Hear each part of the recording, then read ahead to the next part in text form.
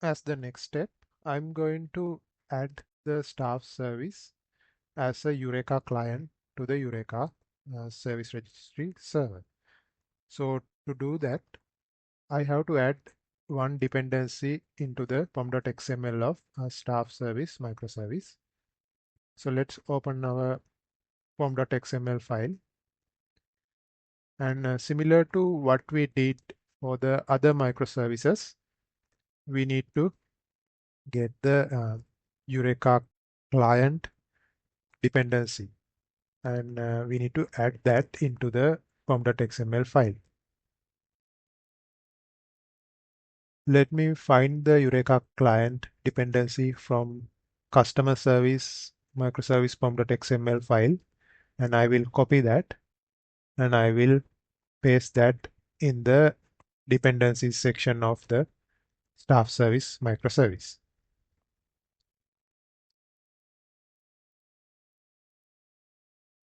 Also, we need to add the version property, and I will copy that.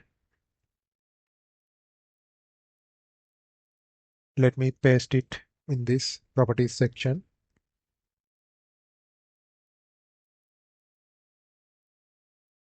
In addition to that, we have to copy the dependency management section, which uses that spring-cloud.version property.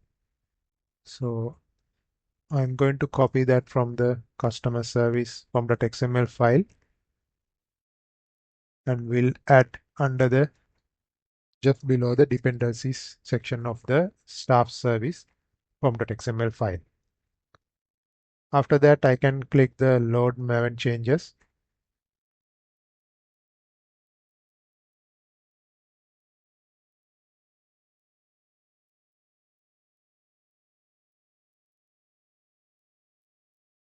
Now the dependency has been resolved.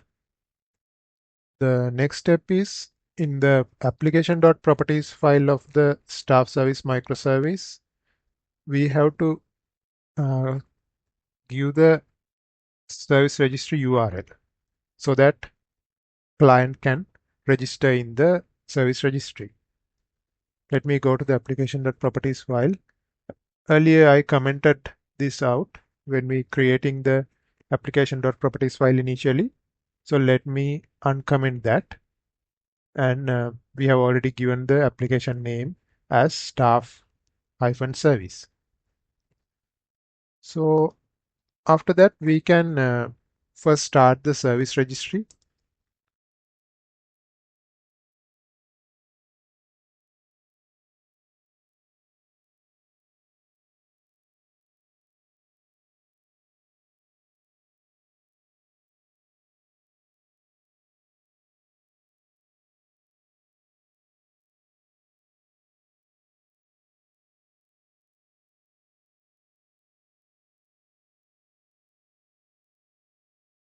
Service registry has been started on port 8761. Let me go to the UI for the service registry.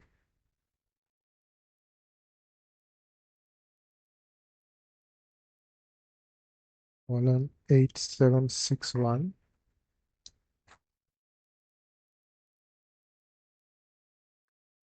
And at the moment, we don't see any instances.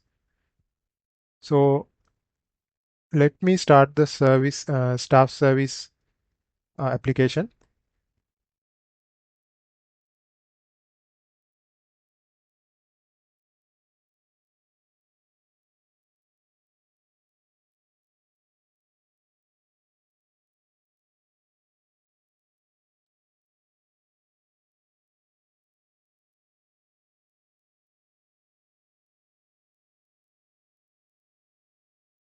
Now staff service application has started and we can see in the logs staff service has been registered in service registry, and we can see this status as 2014.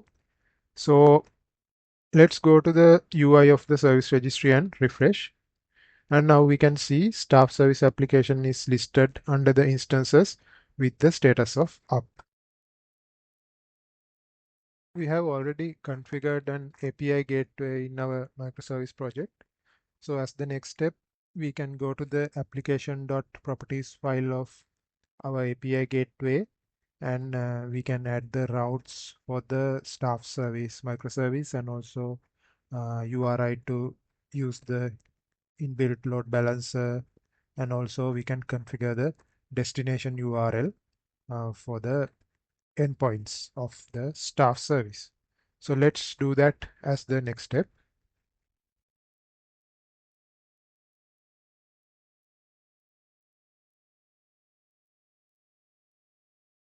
Similar to what we did for the other two microservices, I'm going to copy this part and I will paste it below and I will change accordingly. So this is routes for staff service.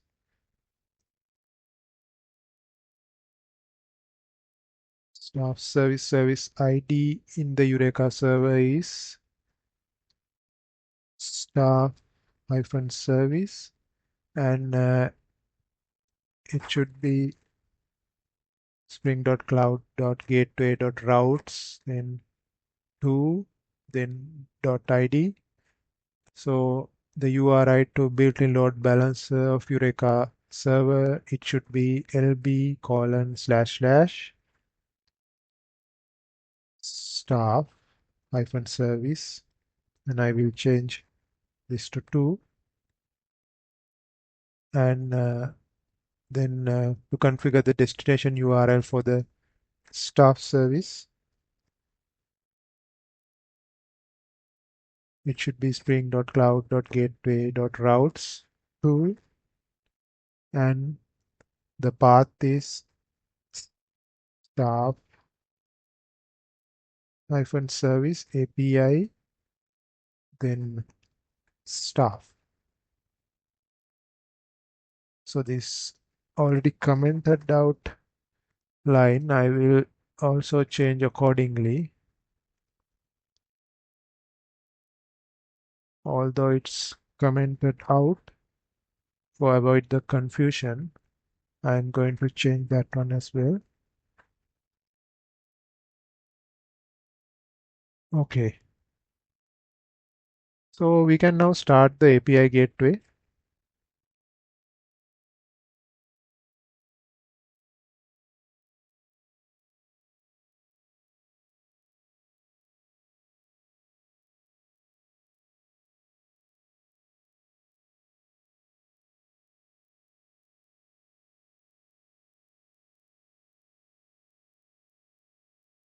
We are getting the same warnings as before. We can ignore that. In the UI for the Eureka server, let's refresh. And now we can see API gateway is also up and running, and it's running on port 8181. Since our API gateway is now running, we can change the request we created for the staff service to use the port number for the API gateway instead of the port number for the staff service. So let me go to the first request, which is the create staff request, and I will change the port 8181, and I will try to add a new staff member.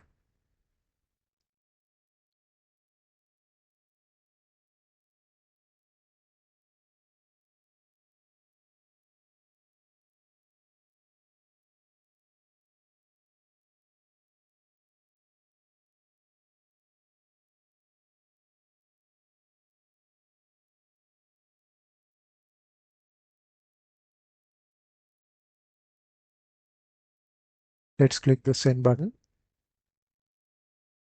and we get the response with staff ID as 3 and the status as 201 created. Let's check the database as well.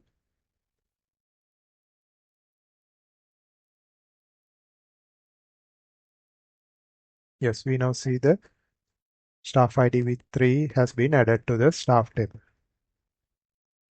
Similarly, we can test the other requests also. Let's try to get the staff by ID by passing the staff ID as 3, and let's change the port number.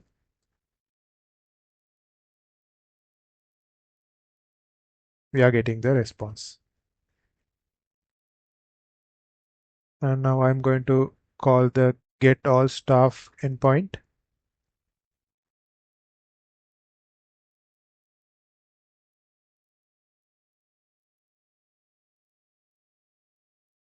It's also successful. Next, we will try to update staff member, and let's pass the staff ID as 1, and I'm going to give some updated details.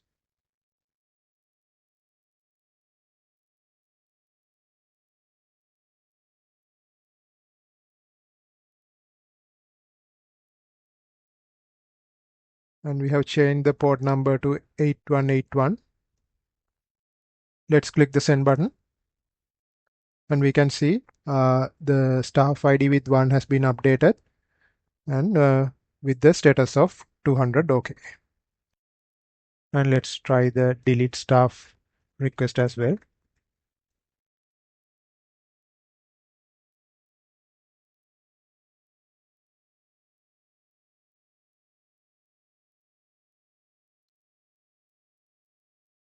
Staff ID 3 has been deleted.